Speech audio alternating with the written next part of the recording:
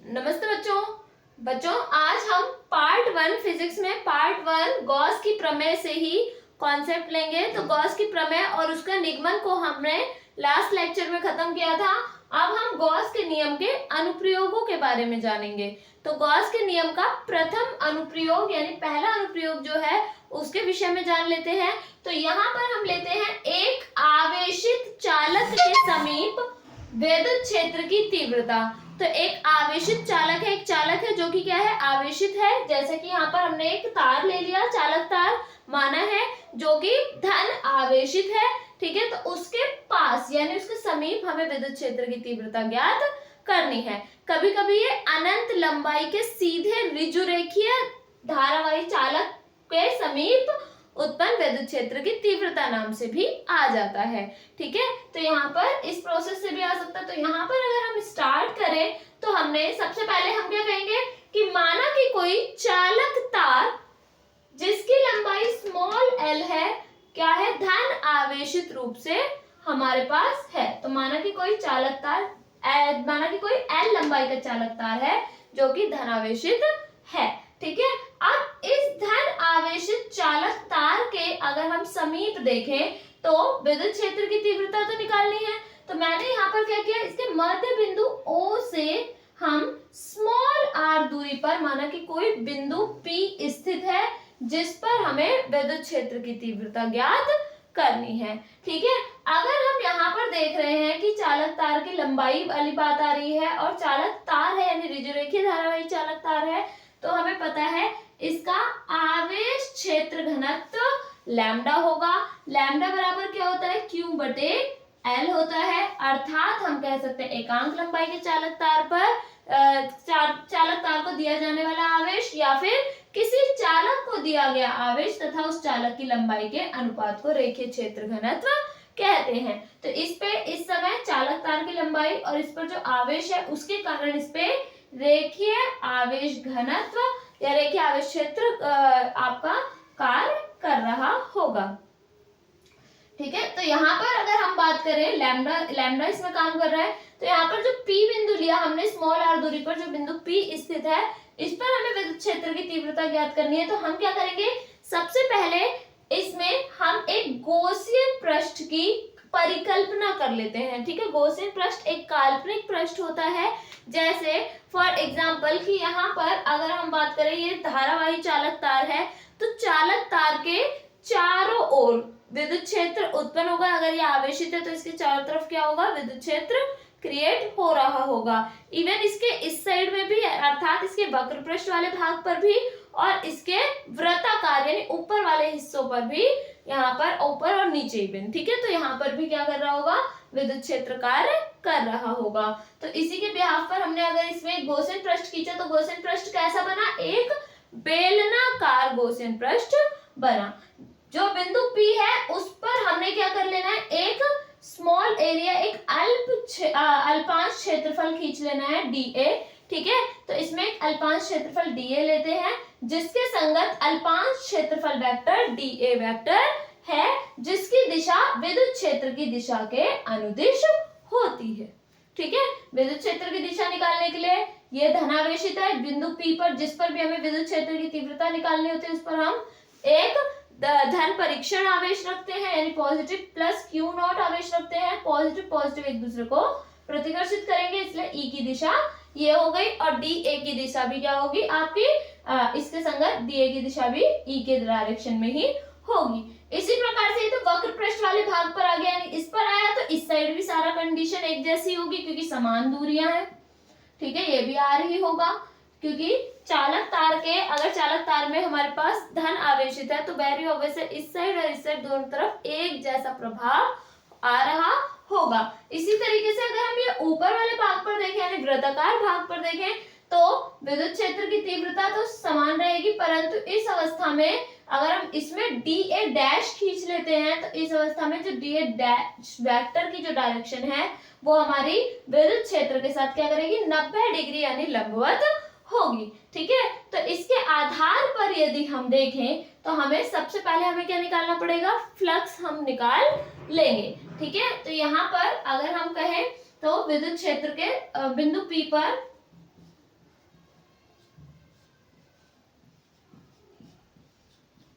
उत्पन्न विद्युत फ्लक्स। अगर हम विद्युत फ्लक्स ले रहे हैं बिंदु P पर तो मैं लिख सकती हूँ फाई E होता है, ठीक है, फाई E P भी लिख सकते हैं क्योंकि बिंदु P पर ले रहे हैं। यहाँ पर क्या हो जाएगा, फाई बराबर क्या होता है हमारे पास बच्चों, E vector dot dA vector, ये होता है।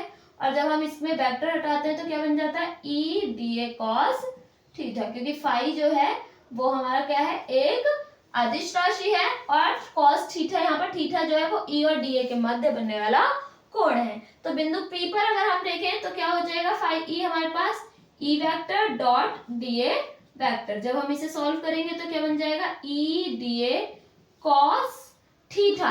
अब E और dA दोनों की दिशा एक जैसी है, अर्थात एक दूसरे के समांतर है, और थीटा की वैल्यू 0 डिग्री हो जाएगी, तो cos 0 1 होता है, अर्थात यहाँ पर आ जाएगा E dA।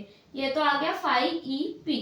अब जो मैंने ये वृत्ताकार पृष्ठ पर माना है, मैं एक ही कंडीशन मान रही हूँ इस साइड में भी, क्योंकि मुझे पता है जितना इस साइड प्रभाव होगा उतना इस साइड होगा, इसी तरीके से जितना ऊपर प्रभाव दिखाएगा उतना ही नीचे दिखा रहा होगा। तो यहाँ पर आप चाहें तो इसको Q पॉइंट मान सकते हैं। तो यहाँ पर बिंदु Q पर विद्युत फ्लक्स, इसको इक्वेशन 1 मान लेते हैं, ठीक है। अब बिंदु Q पर विद्युत फ्लक्स फाई E Q हो जाएगा, विच इज इक्वल टू, यहाँ पर क्या हो जाएगा, E dA cos थीटा, वही वाले स्टेप में आएगा, ठीक है, जैसे पहले आ रहा था, क्योंकि फाई ही निकाल रहे हैं। लेकिन यहाँ इस समय E और dA डैश के बीच में जो एंगल बन रहा है dA डैश के बीच में, वो कितना है, 90 डिग्री। तो cos क्या हो जाएगा, 90 डिग्री। cos 90 क्या होता है हमारे पास बच्चों, 0। तो फाई E Q की वैल्यू क्या आ जाएगी मेरे पास, 0।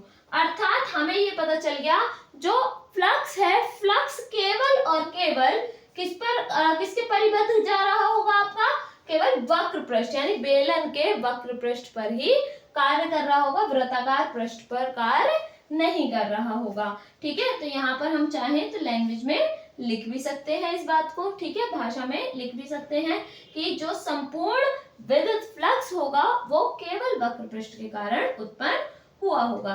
तो यहाँ पर अब मैं यहाँ पर जो कंडीशन ली थी हमने, एक चीज और कि हाँ, हमने जितनी भी कंडीशन ली वो dA पर ली थी, ठीक है, यानी ये वाली कंडीशन मैंने dA पर ली थी।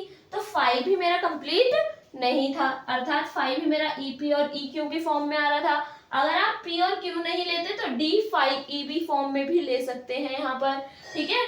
तो यहाँ पर संपूर्ण फ्लक्स के लिए, अगर हम संपूर्ण फ्लक्स के लिए लेंगे तो संपूर्ण फ्लक्स केवल हमारा वक्र पृष्ठ के कारण, या संपूर्ण फ्लक्स जो है वो वक्र पृष्ठ के द्वारा उत्पन्न होगा,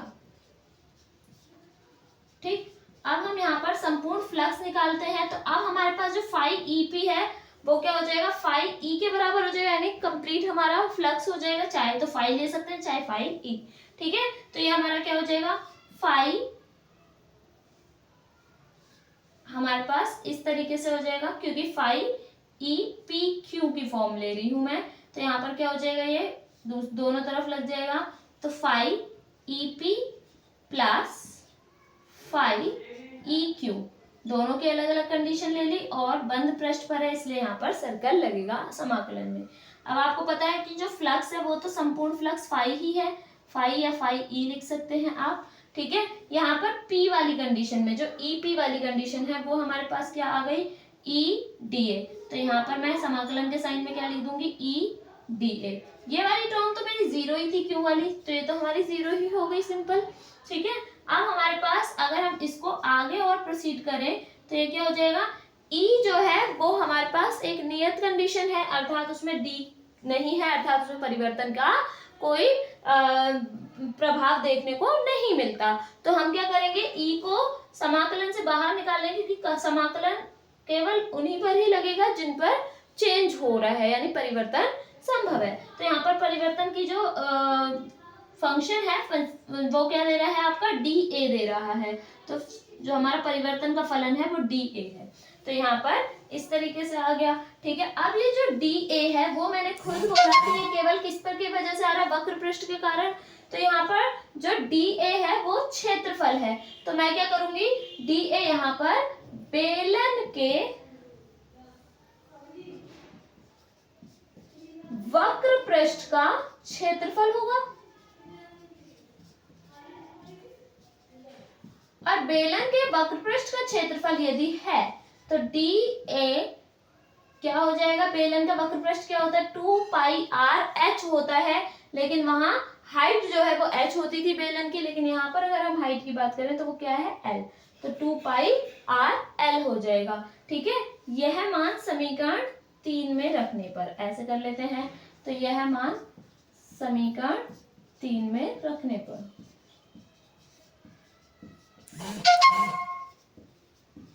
अगर मैं ये मान समीकरण 3 में रखती हूं तो मेरे पास क्या हो जाएगा, ये phi e is equal to e और DA की जगह पर हम क्या रख लेंगे, 2πrl, ठीक है। तो ये हमारे पास आ गई समीकरण 4।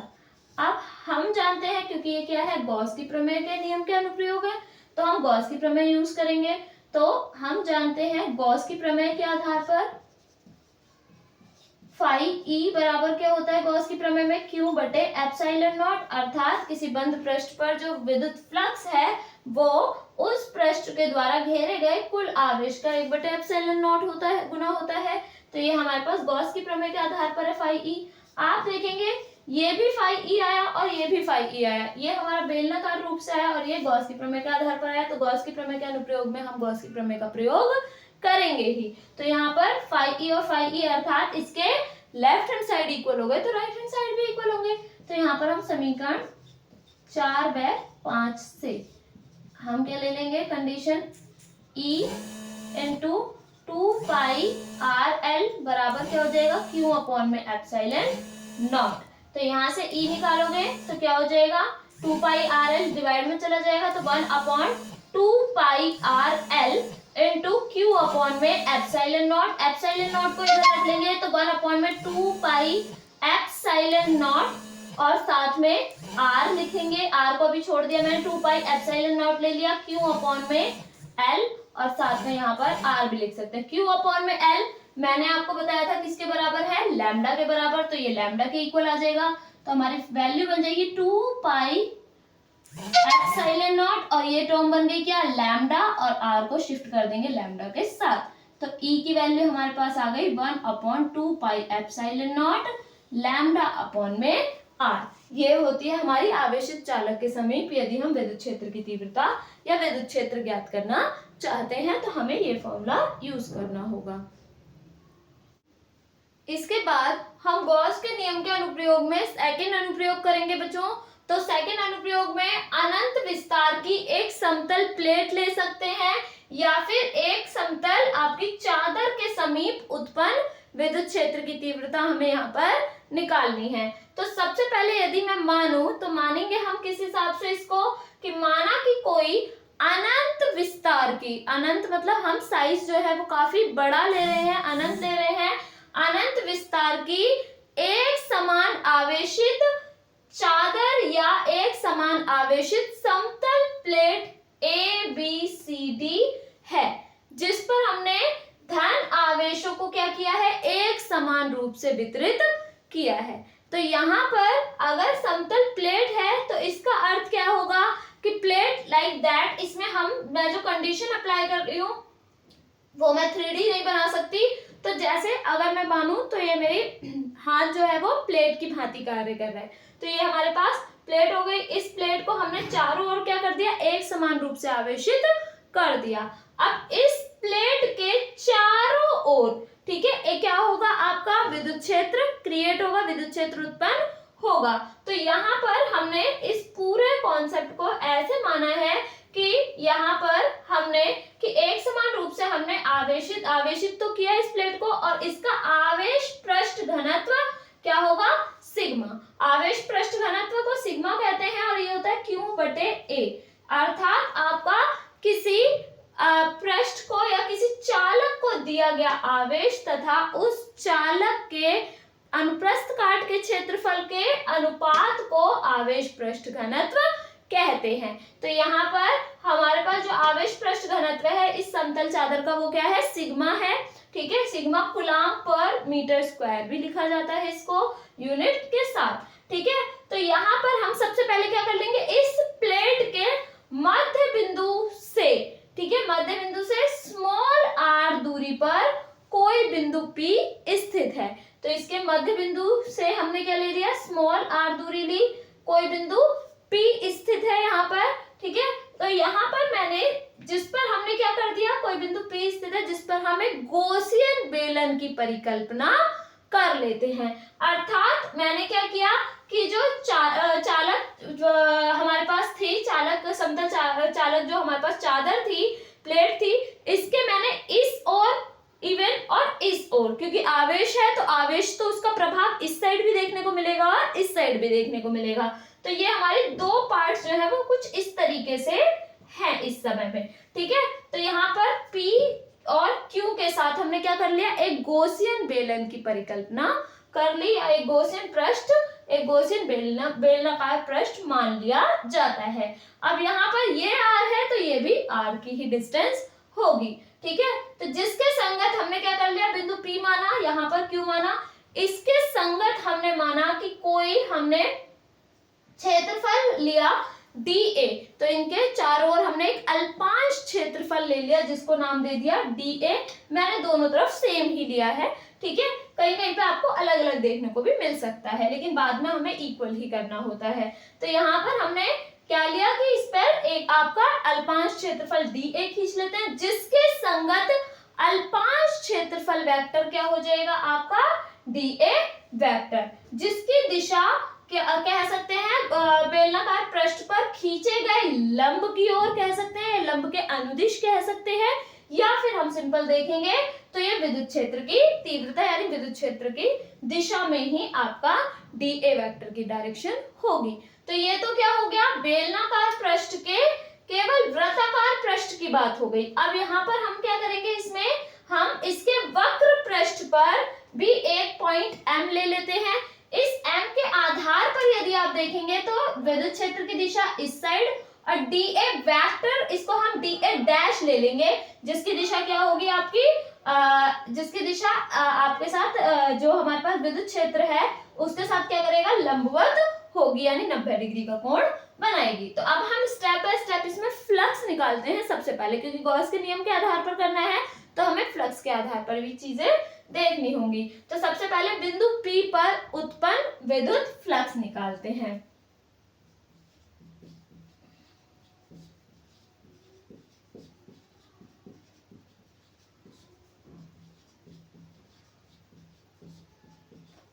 अगर मैं बिंदु P पर उत्पन्न फ्लक्स की बात कर रही हूँ तो फ्लक्स होता है फाई, P के लिए फाई P ले लेती हूँ। ठीक है, वैसे D फाई P भी लिया जा सकता है। ठीक है, इज इक्वल टू क्या हो जाएगा मेरे पास यहाँ पर, ये आपका फाई होता है E वेक्टर और dA वेक्टर। जब हम वेक्टर साइन हटाते हैं तो हम cos थीटा लगाते हैं, तो dA cos थीटा। थीटा क्या होता है, E और dA के मध्य बनने वाला कोण।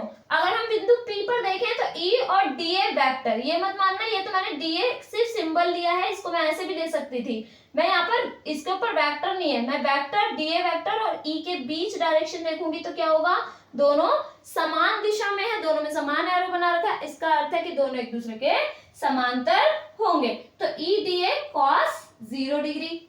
ठीक है, cos समांतर के केस में थीटा क्या हो जाता है, 0 डिग्री का हो जाता है, और cos 0 जो है वो बच्चों हमारे पास क्या होता है 1, तो cos 0 1 हो जाएगा, तो क्या बन जाएगा ये E dA। ठीक है, तो यहाँ पर ये हमारे पास इक्वेशन 1। इसी प्रकार बिंदु Q पर निकाल लेते हैं।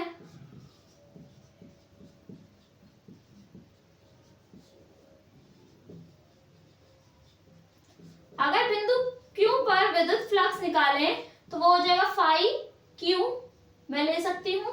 ठीक है, सेम ही प्रोसेस होगा E dA, क्योंकि इसके साथ भी Q वाले केस में भी क्या है, E और dA दोनों समान दिशा में है, यानी थीटा 0 ही होगा, तो ये समान आ जाएगा, यानी E dA ही आएगा। ठीक है, इक्वेशन 2। अब वक्र पृष्ठ पर चाहो तो 2 बार वक्र पृष्ठ मान लो m और n, चाहे तो एक बार ही मान लो, ठीक है, क्योंकि बात तो वही रहेगी। तो यहाँ पर आप चाहें तो फिर लैंग्वेज में लिख सकते हैं कि इसके बाद हम बेलनाकार पृष्ठ के वक्र पृष्ठ पर एक बिंदु m लेते हैं, ठीक है, जिसके संगत अल्पांश क्षेत्रफल खींचते हैं हम dA डैश, जिसके संगत अल्पांश क्षेत्रफल वेक्टर क्या होता है, dA वेक्टर, जिसकी दिशा विद्युत क्षेत्र की दिशा के लंबवत होती है। तो यहाँ पर अब हम निकालेंगे विद्युत फ्लक्स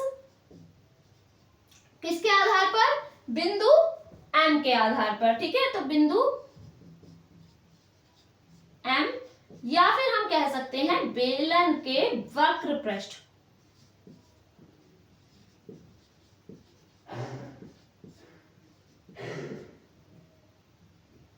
बेलन के वक्र पृष्ठ पर उत्पन्न विद्युत फ्लक्स। अगर मैं इसमें विद्युत फ्लक्स देखूं तो कितना हो जाएगा, phi m is equal to, m की कंडीशन ले रहे हैं तो ये हो जाएगा ई ए, मैं वेक्टर फॉर्म नहीं लिख रही, सीधे लिख रही हूँ, ई ए कॉस थीटा। तो अब ई और डी ए डैश, तो कंडीशन के अकॉर्डिंग ये क्या आ जाएगा, E dot D A dash, क्योंकि यहाँ पर वेक्टर जो है वो हमारा डी ए डैश है, हमारे पास जो अल्पांश क्षेत्रफल लिया है, तो D A dash cos theta क्या होगा, ई और डी ए डैश के मध्य बनने वाला कोण जो कि कितना है, 90 डिग्री, तो cos 90 हमारे पास 0 होता है, इसीलिए बाकी सारी टर्म मल्टीप्लाई में है, इसलिए फाई m क्या हो जाएगा, 0। अर्थात वक्र पृष्ठ पर उत्पन्न जो हमारा विद्युत फ्लक्स है वो क्या हो जाएगा, 0 हो जाएगा, चाहे हम इस साइड लें चाहे इस साइड लें, ठीक है। तो केवल और केवल हमारे पास जो फ्लक्स बचा वो केवल वृत्ताकार पृष्ठों के आधार पर बचेगा। इसको हम इक्वेशन 3 मान लेंगे। अब हम निकालेंगे यहाँ पर संपूर्ण फ्लक्स या संपूर्ण गॉसियन पृष्ठ पर फ्लक्स कह सकते हैं, तो गॉसियन पृष्ठ पर, ठीक है, तो संपूर्ण गॉसियन पृष्ठ पर फ्लक्स कह सकते हैं। तो अब हमारे पास क्या आ जाएगा, फाई, ठीक है, विद्युत क्षेत्र का ले रहे हैं तो फाई ई। अब जो फाई ई आएगा वो क्या आएगा, सभी का प्लस करके, यानी अर्थात हमारे पास phi P plus phi Q plus phi M, ये आ जाएगा, ठीक है। समीकरण 1 व 2 व 3 से, समीकरण 1, 2 और 3 से क्या करते हैं, फाई पी क्यू और एम की वैल्यू पुट कर देते हैं, तो क्या हो जाएगा, फाई ई बराबर, फाई पी हमारे पास क्या हो जाएगा, E vector dot E D A, और हमारे पास जो क्यू के लिए हो जाएगा वो भी क्या आएगा, ई डी ए, और साथ में जो क्यू एम वाली कंडीशन आएगी, फाई एम 0 था तो ये 0 हो जाएगा। ई डी ए और ई डी ए दोनों मिलकर क्या बन जाएंगे, 2EDA, ठीक है। तो ये हमारे पास क्या आ गया, फाई ई। अब जैसा कि हम कर रहे थे इसको इक्वेशन 4 बना करके, जैसा कि हमें पता है कि हम क्या कर रहे हैं, गॉस के नियम के अनुप्रयोग कर रहे हैं, तो यहाँ पर फाई ई की फाइनल वैल्यू आ गई, अर्थात हमने संपूर्ण पृष्ठ पर ले लिया, तो संपूर्ण फ्लक्स अर्थात संपूर्ण गॉसियन पृष्ठ पर कह सकते हैं, संपूर्ण पृष्ठ पर जो हमने फ्लक्स लिया है वो आ गया है। अब हम गॉस की प्रमेय से लेंगे, तो गॉस की प्रमेय से या गॉस के सूत्र से क्या होता है, फाई ई बराबर क्यू अपॉन में एप्सिलॉन नॉट, ठीक है। अब चाहे तो ये भी फाई ई है, ये भी फाई ई है, दोनों को इक्वल रख सकते हैं, या फाई ई की ये वाली वैल्यू इसमें पुट कर सकते हैं, ठीक है। तो समीकरण 4 से ऐसे कर सकते हो, या चाहे तो हम आपका लेफ्ट हैंड साइड इक्वल है तो राइट हैंड साइड को इक्वल रख सकते हैं, दोनों में से कुछ भी कर लो। तो फाई ई की जगह पर यहाँ पर क्या लिख देते हैं, 2EDA, तो क्या हो जाएगा, 2EDA बराबर क्यू बटे एप्सिलॉन नॉट। यहाँ पर मुझे केवल ई चाहिए क्योंकि विद्युत क्षेत्र की तीव्रता निकालनी थी मुझे, जो कि ई होती है, तो यहाँ पर मुझे केवल ई चाहिए, तो 2DA, DA भी हमारे पास क्या होगा, यहाँ पर हम एक स्टेप और बढ़ा सकते थे, 2EDA मतलब संपूर्ण क्षेत्रफल जिसको हम A मान सकते हैं, तो फाई ई बराबर 2EA लिख सकते थे। तो यहाँ पर ये संपूर्ण क्षेत्रफल के केस में क्या आ जाएगा, ए की कंडीशन आ जाएगी। ठीक है, तो यहाँ पर 2EA, तो यानी हमने ई निकालना है तो 2A कहाँ चला जाएगा, डिवाइड में, तो Q बटे 2A एप्सिलॉन नॉट, तो 2E सॉरी 2A ये पहुंच गया हमारे पास, और एप्सिलॉन नॉट Q अपॉन में A जो है वो हमारे पास क्या बन जाएगा, सिग्मा, जो कि हमने ऊपर पढ़ा था। तो यहाँ Q अपॉन में A सिग्मा है आवेश पृष्ठ घनत्व। ठीक, तो यहाँ पर अब मैं इसको क्या लिख सकती हूँ, सिग्मा, तो ये क्या बन जाएगा, E बराबर सिग्मा अपॉन में 2 एप्सिलॉन नॉट। तो इस तरीके से विद्युत क्षेत्र की तीव्रता का व्यंजक आ सकता है यदि हम एक समतल प्लेट या फिर अनंत विस्तार की एक चादर लेंगे और उस पर गॉसियन पृष्ठ मानेंगे, तो हमारे पास विद्युत क्षेत्र की तीव्रता जो है वो E बराबर सिग्मा अपॉन में 2 एप्सिलॉन नॉट आता है, जहां पर सिग्मा मेरा आवेश पृष्ठ घनत्व तथा एप्सिलॉन नॉट हमारा निर्वात या वायु की विद्युतशीलता होती है। बाद अर्थात हमने अनंत लंबाई की जो आवेशित चालक प्लेट थी उसके निकट तो हमने विद्युत क्षेत्र की तीव्रता देख ली थी। अब हम एक आवेशित चालक लेंगे। ठीक है, एक आवेशित चालक के निकट विद्युत क्षेत्र की तीव्रता हमें निकालनी है। तो सबसे पहले माना कि T मोटाई की कोई आवेशित चालक प्लेट है। ठीक है, तो यदि मैं यहाँ पर T मोटाई की आवेशित चालक प्लेट ले रही हूँ, जिसको हमने किस में रखा है, निर्वात या वायु में रखा हुआ है, और इस पर आपका एक समान रूप से धन आवेश अर्थात पॉजिटिव आयन जो है वो वितरित है। तो अभी हम इसका पॉजिटिव आयन वाला करेंगे, अर्थात हम धनावेश वाला करेंगे, और फिर हम एक प्लेट धनावेशित और एक ऋणावेशित लेंगे। धनावेशित और ऋणावेशित अर्थात हम अगर दोनों प्लेटों पे धनावेश ले रहे हैं या दोनों प्लेट पर ऋणावेश ले रहे हैं तो प्रोसेस एक जैसा होगा, अर्थात करने का तरीका एक जैसा होगा। ठीक है, तो यहाँ पर सबसे पहले अगर हम बात करें कि हमने इसको एक समान रूप से धनावेशित आवेश दे दिया, तो आवेश जो है इस प्लेट के कह सकते सतह पर पूर्ण रूप से वितरित हो जाता है या एक समान रूप से वितरित हो जाता है। तो यहाँ पर मैं अगर इसके सेंटर पे बोलूं, सेंटर पे अर्थात प्लेटों के बीच में, तो इस अगर प्लेट के बीच में देखा जाए तो विद्युत क्षेत्र की तीव्रता शून्य होगी।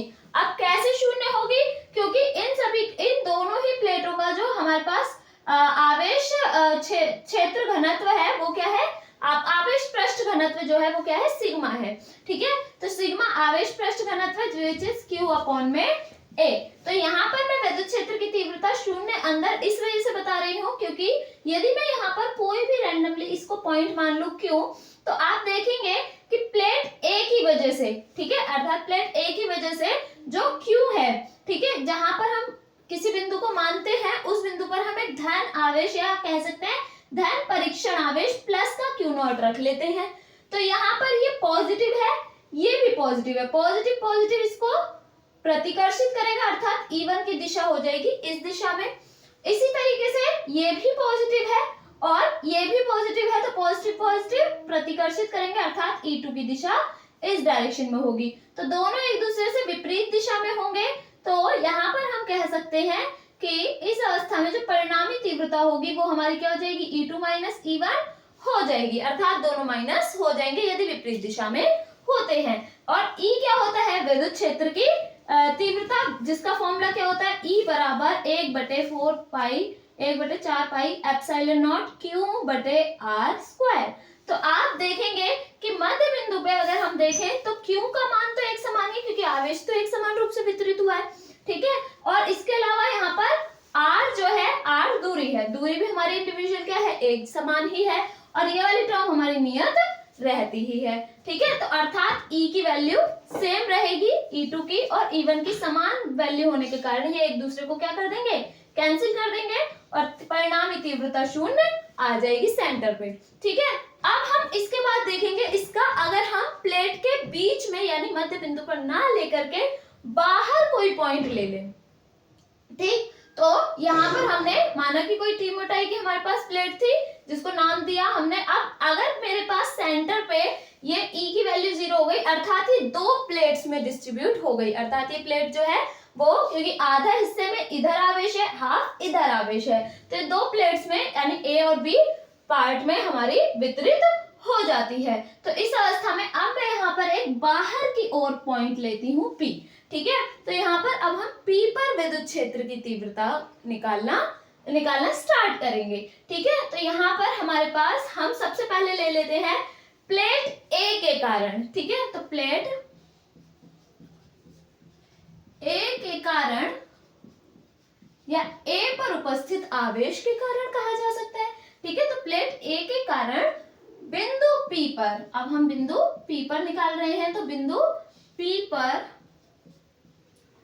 विद्युत क्षेत्र की तीव्रता,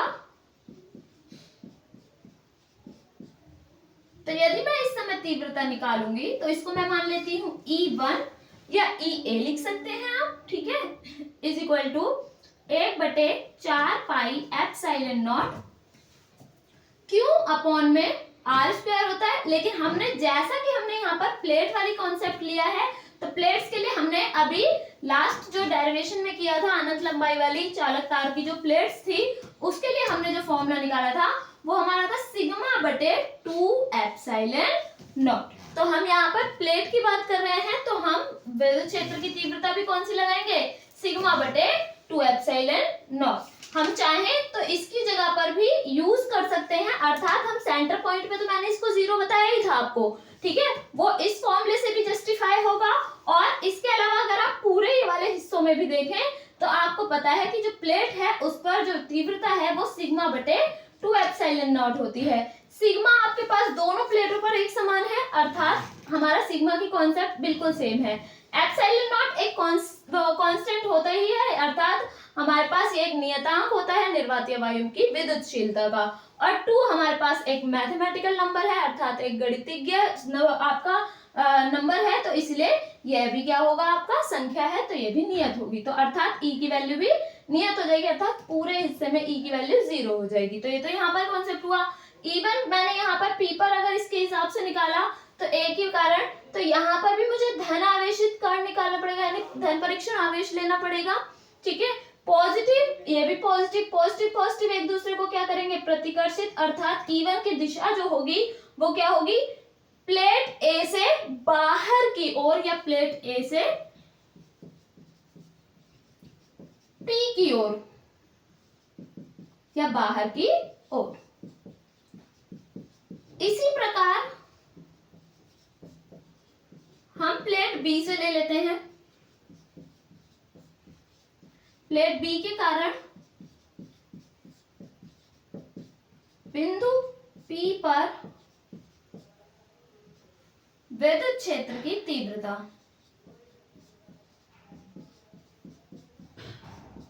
अगर मैं प्लेट B के कारण विद्युत क्षेत्र की तीव्रता निकालना चाहूं तो वो क्या होगा, मेरे पास E2 बराबर, अब क्या हो जाएगा, बिंदु आपका प्लेट B की वजह से, तो यहाँ पर क्या हो जाएंगी अब कंडीशन, σ/2 एप्सिलॉन नॉट, यही हो जाएगा। अब हम दिशा इसकी देखें तो B भी क्या है, धनावेशित है, और यहाँ हम धनावेशित कण मानते ही हैं, यानी परीक्षण आवेश को हम धनावेशित ही मानते हैं।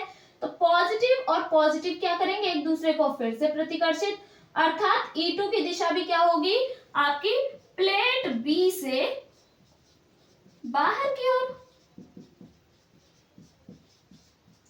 अब आप देखेंगे कि इसमें जो E1 और E2 है बिंदु P पर, दोनों की ही दिशा एक समान है, अर्थात हम कह सकते हैं विद्युत क्षेत्र की तीव्रता E1/E2 बिंदु P पर एक समान दिशा में है, जिसके कारण इन्हें जोड़ा जाएगा, ठीक है। तो यहाँ पर मैं इसको इक्वेशन 1 और इसको इक्वेशन 2 मान लेती हूँ। तो परिणामी तीव्रता क्या हो जाएगी, परिणामी तीव्रता को हम E से रिप्रेजेंट कर सकते हैं, which is E1 plus E2 या E2 प्लस E1, यानी ऐड हो रही है, ठीक है। मान रख दो E1 और E2 का, तो क्या बन जाएगा हमारे पास, E बराबर E1 की वैल्यू हमारे पास क्या हो जाएगी, σ/2 एप्सिलॉन नॉट प्लस, और E2 की वैल्यू फिर से क्या हो जाएगी, सेम σ/2 एप्सिलॉन नॉट। अब आप देखेंगे दोनों टर्म एक जैसी है तो ट्वाइस ले सकते हैं, या आपको ऐसे समझना है तो आप इसमें कॉमन निकालें, तो कॉमन आपका सिग्मा अपॉन में 2 एप्सिलॉन नॉट आ जाएगा पूरा कॉमन, तो यहाँ बचेगा 1 प्लस ये भी पूरा कॉमन निकल के आ गया तो यहाँ भी बचा 1, तो 1 और 1 क्या हो जाएगा 2 सिग्मा अपॉन में 2 एप्सिलॉन नॉट। 2 से 2 कैंसिल, तो हमारी जो विद्युत क्षेत्र की तीव्रता है वो हमारे पास क्या आ जाएगी सिग्मा बटे एप्सिलॉन नॉट। इस तरीके से विद्युत क्षेत्र की तीव्रता निकाली जा सकती है। और इसमें अगर मैं इसमें दोनों ही नेगेटिव लेती हूँ तो दोनों नेगेटिव लेने पर यहाँ पर तो आप धन परीक्षण आवेश ही लेंगे, ठीक है। अगर मान लीजिए प्लेट ये नेगेटिव होती दोनों, तो यहाँ पर अगर हम देखें तो यहाँ पर E1 यानी प्लेट ए की वजह से तो डायरेक्शन क्या हो जाती E1 की इस दिशा में, क्योंकि पॉजिटिव और नेगेटिव एक दूसरे को आकर्षित कर रहे होते। ये भी नेगेटिव होती तो E2 की दिशा भी क्या होती आकर्षित करते, तो सेम, तो कंडीशन में ये दिशाएं सेम आती तब भी E1 E2 ऐड ही होता, ठीक है। तो इस तरीके से हम इसको एज्यूम कर सकते हैं और अकॉर्डिंग टू डायरेक्शन यानी हम दिशा के आधार पर इसको सॉल्व कर लेते हैं। इसके बाद हम दो समांतर आवेशित प्लेट तो लेंगे परंतु विपरीत आवेशित प्लेटों को लेंगे। जैसे कि मैंने लास्ट डेरिवेशन में दोनों ही आवेश एक जैसे लिए थे, पॉजिटिव पॉजिटिव यानी धनावेश। अब यहाँ पर मैंने एक प्लेट पर धनावेश तथा दूसरी प्लेट पर ऋणावेश दिया है, तो दो समांतर विपरीत आवेशित प्लेटों के कारण या प्लेटों पर उत्पन्न विद्युत क्षेत्र की तीव्रता हम निकालेंगे यहाँ पर। तो माना कि कोई दो प्लेटें ए और बी, ठीक है, माना कि दो प्लेटें ए और बी एक दूसरे से स्मॉल डी दूरी पर स्थित हैं तथा जिन्हें हमने विपरीत आवेश अर्थात ए को धनायन तथा धनावेशित तथा बी को ऋणावेश किया है, ठीक है। तो यहाँ पर अब यहाँ पर जो प्लेटों के बीच कह सकते हैं या प्लेटों के कारण जो विद्युत क्षेत्र की तीव्रता है वो हम दो तरीके से निकालेंगे, एक तो प्लेटों के बीच और एक प्लेटों के बाहर, ठीक है। तो यहाँ पर हम दोनों ही प्रकार से निकाल कर देख लेते हैं। सब चीजें हमें डायरेक्शन यानी दिशाओं के आधार पर निकालनी होगी, ठीक है। चाहे तो हम इसमें कॉन्सेप्ट रख सकते हैं कि इन दोनों प्लेटों को हमने किसी ऐसे माध्यम में रखा है जिसका परावैद्युतांक k है, लेकिन यहाँ पर अभी मैं निर्वात की कंडीशन ही लेकर चलना चाहती हूँ, ठीक है। यदि हम माध्यम का स्थिति लेंगे तो हमें एप्सिलॉन नॉट k लिखना पड़ेगा, अर्थात हमें परावैद्युत पदार्थ को इसके साथ रखना होगा, ठीक है। तो यहाँ पर अगर मैं बात करूं इस बिंदु पर जिसको मैंने पॉइंट का नाम दे दिया O, ठीक है, अगर हम इसके मध्य बिंदु पर निकाल रहे हैं तो हम स्टेटमेंट लिखेंगे, हम इसके बारे में लिखेंगे कि दोनों प्लेटों के मध्य बिंदु O पर विद्युत क्षेत्र की जो तीव्रता है वो हमारी किस तरीके से काम करेगी। यहाँ पर मैंने अगर इसको रखा है तो जिस भी बिंदु पर हम विद्युत क्षेत्र की तीव्रता निकालते हैं उस पर धन परीक्षण आवेश रख देते हैं, यानी प्लस का Q नॉट, प्लस और प्लस प्लस प्लस एक दूसरे को क्या करेंगे प्रतिकर्षित, ठीक है। तो यहाँ पर ये E1 यानी प्लेट 1 की वजह से हो गई, तो ये E1 की दिशा आ गई किस ओर, O से B की ओर, ठीक। इसी प्रकार से अगर हम देखें कि प्लेट B के कारण जो विद्युत क्षेत्र की तीव्रता होगी तो ये वाली हमारी नेगेटिव है और इस पर तो धन परीक्षण आवेश रखा ही है, ठीक है। तो पॉजिटिव और नेगेटिव यानी धनायन और ऋणायन एक दूसरे को आकर्षित करेंगे, अर्थात E2 की दिशा भी सेम होगी, अर्थात प्लेटों के मध्य तो क्या होगी E1 और E2 की दिशा एक समान होगी, जिसके कारण ये जुड़ जाएंगे, ठीक है। अब अगर मैं बाहर वाले बिंदु पर देख लेते हैं, ठीक है, तो अगर मैं बाहर वाले बिंदु को P एज्यूम करूं तो बिंदु P पर अगर हम विद्युत क्षेत्र की तीव्रता निकालना चाहें तो सेम ही प्रोसेस है। अब हम परीक्षण धनावेश कहाँ मान लेंगे, बिंदु P पर मान लेंगे, ठीक है। तो यहाँ पर मैंने धन परीक्षण आवेश Q नॉट यहाँ पर ले लिया है। तो प्लेट A के कारण अगर मैं देखूं तो पॉजिटिव और पॉजिटिव क्या करेंगे, एक दूसरे को प्रतिकर्षित कर रहे होंगे, तो E1 की दिशा होगी इस दिशा में, और प्लेट B के कारण अगर देखूं तो ये नेगेटिव है और ये धन आयन है यानी पॉजिटिव है, पॉजिटिव और नेगेटिव एक दूसरे को आकर्षित करेंगे, अर्थात E2 की दिशा इस ओर होगी। तो इस अवस्था में तो परिणामी तीव्रता क्या हो जाएगी बच्चों, 0, यानी बाहर तो विद्युत क्षेत्र की तीव्रता क्या हो गई, 0। अब हम मध्य बिंदु पर विद्युत क्षेत्र की तीव्रता निकाल कर देख लेते हैं। ठीक है, तो प्लेट ए के कारण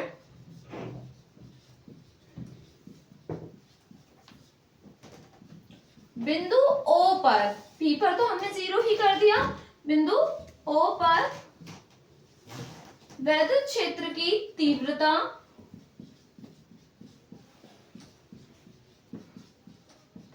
फॉर्मूला हमारा विद्युत क्षेत्र की तीव्रता का सिंपल हो जाएगा, E1 बराबर सिग्मा अपॉन में 2 एप्सिलॉन नॉट। ठीक है, अगर मैं यहाँ पर परावैद्युत पदार्थ रखती तो यहाँ पर मैं K भी लिख लेती, सिर्फ इतना ही डिफरेंस हुआ हमारा वो स्टेटमेंट का।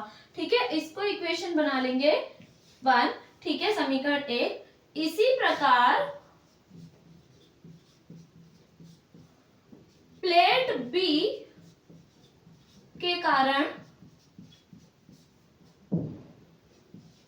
अब हम प्लेट बी के कारण भी बिंदु O पर ले लेते हैं।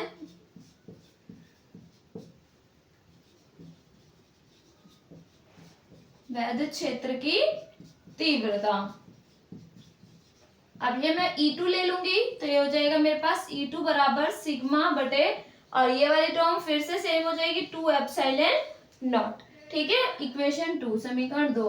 अब हमने देखा कि दोनों समान दिशा में है, तो यहाँ पर हम लिख सकते हैं E1 व E2 समान दिशा में होने के कारण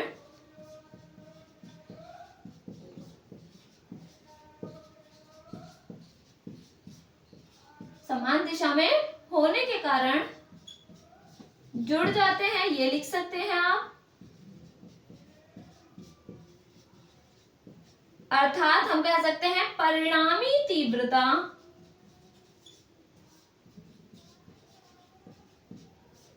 E बराबर क्या हो जाएगी मेरे पास, E1 प्लस E2। अब हम समीकरण 1 व 2 से E1 और E2 का मान ले लेते हैं, तो समीकरण 1 व 2 से E1 और E2 का मान रखने पर, यहां मैं रख के दिखाती हूँ आपको।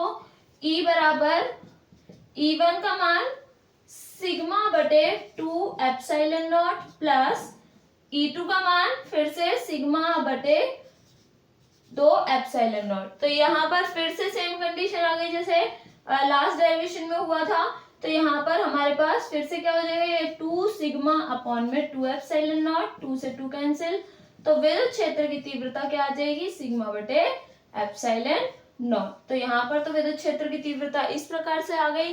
और यदि आपसे बाह्य बिंदु पर भी निकालने के लिए कहा जाएगा तो बिल्कुल आप डेरिवेशन सेम ही करेंगे, E1 E2 की वैल्यू लेंगे, लेकिन यहाँ पर लिखेंगे कि बिंदु P पर विद्युत क्षेत्र की तीव्रता विपरीत दिशा में होने के कारण यह एक दूसरे को निरस्त कर देते हैं। तो परिणामी तीव्रता में हमारे पास क्या हो जाएगा, E बराबर E1 माइनस E2। क्योंकि E1 और E2 दोनों का मान एक समान है, तो जब हम रखेंगे तो ये कैंसिल हो जाएगा और हमारा परिणामी तीव्रता 0 आ जाएगी। ठीक है बच्चों, तो इस प्रकार से हम इसको निकाल सकते हैं। के बाद हम यहाँ पर एक समान रूप से आवेशित गोलीय कोश के कारण, तो हमारे पास अब हमने कैसा सरफेस लिया, गोलीय। ठीक है, यानी हमने एक गोलीय पृष्ठ लिया है, गोलीय कोश लिया है, जिसके कारण विद्युत क्षेत्र या विद्युत क्षेत्र की तीव्रता का व्यंजक हम निकालेंगे। इसको हम ऐसे भी ले सकते हैं, या फिर हमारा इसमें एक और क्वेश्चन इंक्लूड हो जाता है कभी कभी कि कूलॉम का नियम भी इसी में ही आ जाएगा। कैसे करेंगे, तो स्टार्ट कर लेते हैं। सबसे पहले तो माना कि कोई गोलीय चालक और कितनी त्रिज्या का, R त्रिज्या का, ऐसे समझना बच्चों कि ये वाला जो हिस्सा है अंदर वाला गोला, ये है मेरा आवेशित गोलीय कोश या चालक कहा जा सकता है कोश के लिए। ठीक है, तो ये वाला हिस्सा मेरा चालक है जिसको हमने एक समान रूप से धनावेश दिया है। एक समान रूप से धनावेश दिया है तो धनावेश क्या होगा, सारा का सारा जो आयन है यानी पॉजिटिव आयन है या धनावेश है वो पृष्ठ पर एक समान रूप से वितरित हो जाता है। ठीक है, तो मैंने यहाँ पर इसको एक समान रूप से वितरित कर दिया। अब इसमें जो कॉन्सेप्ट बनेगा वो बनेंगे 3 प्रकार से हमारे पास। ठीक है, तो यहाँ पर ये हमने ये एज्यूम किया है कि ये जो पॉजिटिव आयन है जो पृष्ठ पर वितरित हुए हैं, यानी जो हमारा धनावेश पृष्ठ पर वितरित हुआ है, वो इतने हिस्से को, जो बाहर वाला गोला है, इतने हिस्से को अर्थात इतने गॉसियन पृष्ठ को घेरता है।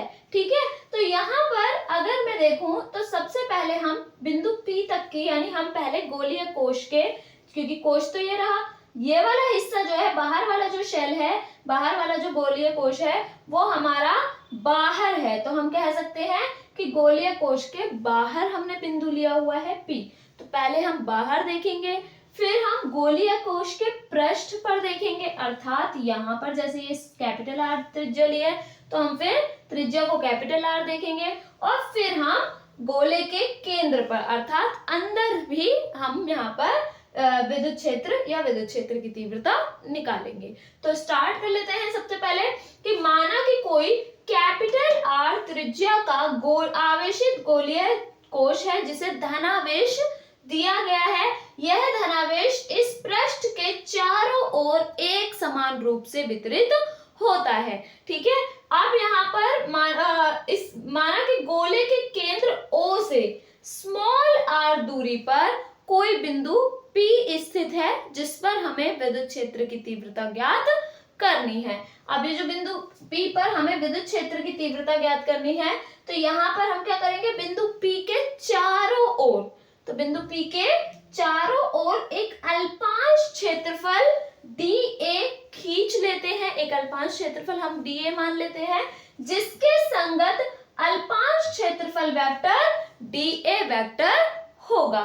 ठीक है, और ये जो dA वेक्टर है इसकी दिशा जो है वो विद्युत क्षेत्र की तीव्रता के दिशा के अनुदिश होती है। ठीक है, अर्थात उसी दिशा में होगा। तो आप देखेंगे यहाँ पर एरो दोनों बने हुए हैं, विद्युत क्षेत्र की तीव्रता के लिए भी और आपका dA वेक्टर के लिए भी। विद्युत क्षेत्र की तीव्रता निकालने का भी प्रोसेस आपको बता ही रखा है कि बिंदु P पर धनावेश मानो, और अगर मैं बिंदु P पर यहाँ पर धनावेश मानूं तो पॉजिटिव पॉजिटिव एक दूसरे को क्या कर रहे होंगे, प्रतिकर्षित, अर्थात डायरेक्शन E की इस दिशा में हो जाएगी। ठीक है, तो अगर मैं बिंदु P के आधार पर लूं, ठीक है, तो यहाँ पर बिंदु P के आधार पर हम सबसे पहले बिंदु P पर निकालेंगे विद्युत क्षेत्र की तीव्रता और फिर संपूर्ण पृष्ठ पर निकालेंगे। ठीक है, तो यहाँ पर बिंदु P पर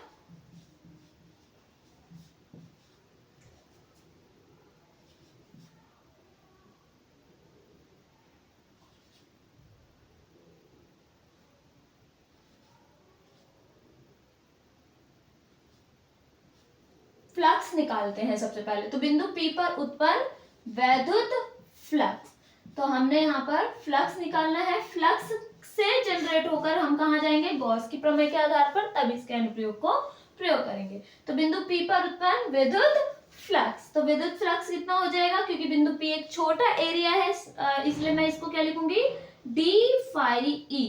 वैसे हम यहाँ पर phi e भी लिख सकते थे, लेकिन यहाँ पर मैं स्मॉल एरिया की वजह से d यूज किया हुआ है। हमें पता है फाई बराबर हमारे पास क्या होता है, E vector dot dA vector या A vector. E A vector होता है बेसिकली, लेकिन हम यहाँ पर इसको यूटिलाइज कर रहे हैं किसकी फॉर्म में, D की फॉर्म में। तो यहाँ पर हम क्या लिखेंगे, E vector dot dA vector. अब नेक्स्ट स्टेप में जब वेक्टर हटता है तो cos थीटा आता है, क्योंकि फाई क्या है, एक अदिश राशि है। अदिश राशियां cos और सदिश राशि के लिए साइन यूज होता है। तो क्या हो जाएगा, ये E dA अर्थात इन पर से वेक्टर हटेगा और ये इसके परिमाण आ जाएंगे E dA cos थीटा। अब थीटा की बात करें तो थीटा क्या होता है, E तथा dA के मध्य बनने वाला कोण। तो यहाँ पर अगर हम देखें तो E और dA दोनों क्या है, एक ही दिशा में है, अर्थात इनके मध्य बनने वाला कोण क्या होगा, 0 डिग्री हो जाएगा, अर्थात ये एक दूसरे के समांतर हैं। तो d phi e बराबर E dA cos 0। cos 0 की वैल्यू होती है 1, तो इसी वजह से यहाँ पर d phi e की वैल्यू क्या आ जाएगी, E dA आ जाएगी। ठीक है, रीजन लिख सकते हैं यहाँ पर, क्योंकि cos 0 degree is equal to 1 होता है। ठीक है, अब यहाँ पर हमने बिंदु P के चारों ओर तो निकाल लिया, परंतु अब हमें क्या निकालना होगा, संपूर्ण पृष्ठ पर विद्युत फ्लक्स। तो संपूर्ण पृष्ठ पर या संपूर्ण गोलीय पृष्ठ पर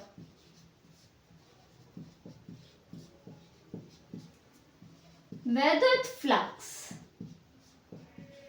अगर मैं संपूर्ण पृष्ठ पर विद्युत फ्लक्स देखूं तो क्या हो जाएगा, ये मेरे पास इंटीग्रेशन आ जाएगा, अर्थात हम यहाँ पर समाकलन ले लेंगे।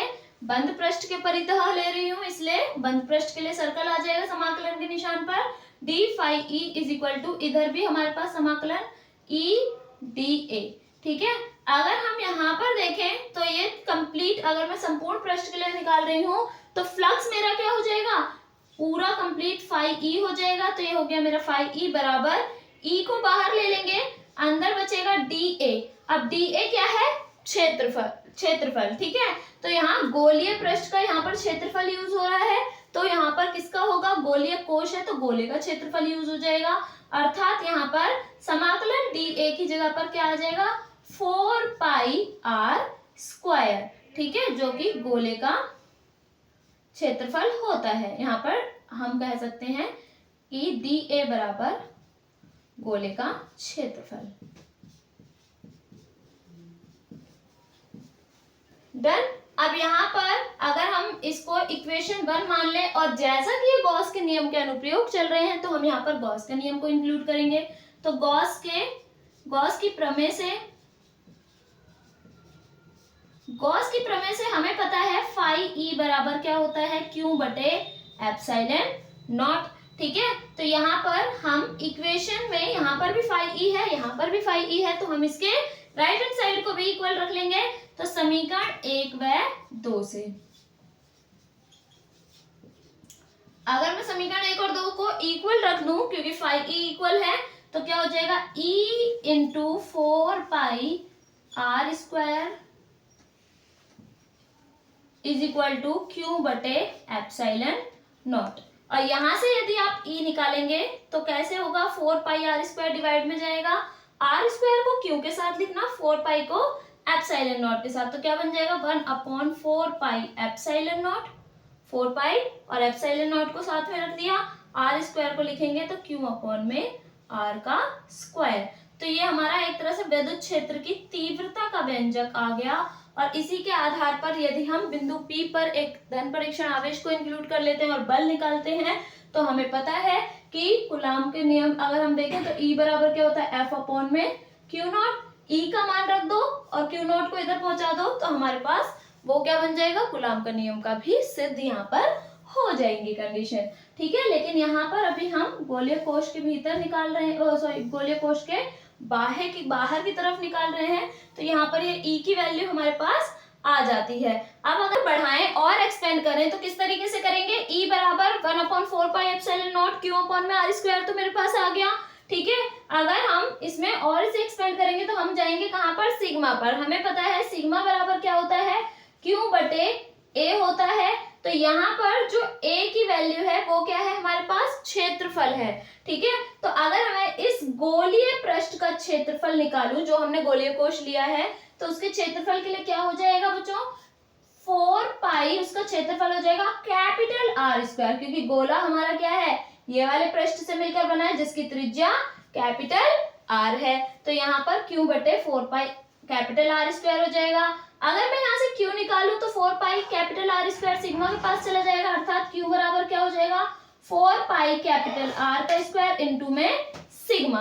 ठीक है, अब ये क्यू का जो ये वाला मान है वो हम पुट कर देंगे किसमें, इस वाली साइड में। तो यहाँ पर E बराबर क्या हो जाएगा हमारे पास, 1/4 पाई एप्सिलॉन नॉट, क्यू की जगह पर मैं रख दूंगी ये वाली वैल्यू, यानी 4 pi capital R square into sigma बटे कैपिटल स्मॉल आर का स्क्वायर है यहाँ पर, तो स्मॉल आर का स्क्वायर। तो कैंसिल हो जाएंगी टर्म, 4 से 4 कैंसिल, पाई से पाई कैंसिल हो जाएगा। तो यहाँ पर मेरे पास बचेगा क्या, सिग्मा अपॉन में एप्सिलॉन नॉट और साथ में कैपिटल आर स्क्वायर अपॉन में स्मॉल आर का स्क्वायर। तो ये तो हो जाएगा विद्युत क्षेत्र की तीव्रता यदि हम गोले के पृष्ठ के बाहर निकाल रहे हैं, यानी बाहरी पृष्ठ पर निकाल रहे हैं। तो यदि मैं गोले के पृष्ठ पर ही निकालूं, अर्थात हम सतह पर ही निकालें जिसकी त्रिज्या कैपिटल आर हो, यदि मैं बिंदु P को कहाँ रख दूं, इसके पृष्ठ पर, यहाँ पर अगर मैं बिंदु P कर रख दूं तो हमारी डेरिवेशन सेम ही प्रोसेस होगा। बिंदु P पर विद्युत फ्लक्स यही फॉर्मूला यूज होगा, ई की और डी ए वेक्टर की जो डायरेक्शन है वो भी यहाँ पर सेम ही रहेंगी, ठीक है। केवल परिवर्तन कहाँ पर आएगा, यहाँ पर जब हम क्षेत्रफल पुट करेंगे। तो हम इस स्थिति में जो क्षेत्रफल है वो क्या ले लेंगे, 4 पाई स्मॉल आर की जगह पर क्या दूरी क्या है मेरे पास, कैपिटल आर। तो यहाँ पर मैं क्या लिखूंगी, ई इंटू 4 पाई कैपिटल आर का स्क्वायर, ठीक है, गोले के क्षेत्रफल के लिए। अब यहाँ पर फाई ई, फिर वही गॉस की प्रमेय का यूज करेंगे। तो इस स्थिति में आपके पास जो भी वैल्यू आएगी वो हमारे पास क्या आ जाएगी, कैपिटल आर सेम ही टर्म आएगी, यानी ई बराबर 1/4 pi epsilon not Q upon में केवल स्मॉल आर स्क्वायर की जगह पर क्या आ जाएगा, कैपिटल आर स्क्वायर आ जाएगा, ठीक है। नेक्स्ट अगर हम इसके बाद इसमें भी अगर हम चाहें तो हम निकाल सकते हैं कूलाम के नियम को, क्योंकि फॉर्मूला ई बराबर एफ अपॉन में क्यू नॉट होता है। तो यहाँ पर ई का ये वाला मान पुट कर देंगे और क्यू नॉट शिफ्ट हो जाएगा, तो वो कूलाम के नियम को भी प्रदर्शित कर देगा, ठीक है। और अगर हम गोले के पृष्ठ पर निकाल रहे हैं तो सिग्मा की जो वैल्यू है पृष्ठ पर, तो सिग्मा जो है वो मेरे पास क्या हो जाएगा, क्यू बटे ए। अब ए की जो वैल्यू होगी वो क्या हो जाएगी बच्चों, हमारे पास 4 पाई स्मॉल आपका कैपिटल आर स्क्वायर है ही, और ये वाली टर्म भी कैपिटल आर स्क्वायर की फॉर्म में आ जाएगी। तो यहाँ पर जब ई में वैल्यू पुट करोगे उस स्थिति में पृष्ठ पर जब निकालेंगे तो 4 pi capital 1/4 pi epsilon not आपका क्यू की जगह पर हम पुट कर देंगे क्या, 4 पाई कैपिटल आर स्क्वायर, जैसे इसमें पुट किया था, ठीक है, और साथ में सिग्मा बटे यहाँ पर क्या हो जाएगा, कैपिटल आर का स्क्वायर मैंने बताया, तो कैपिटल आर का स्क्वायर।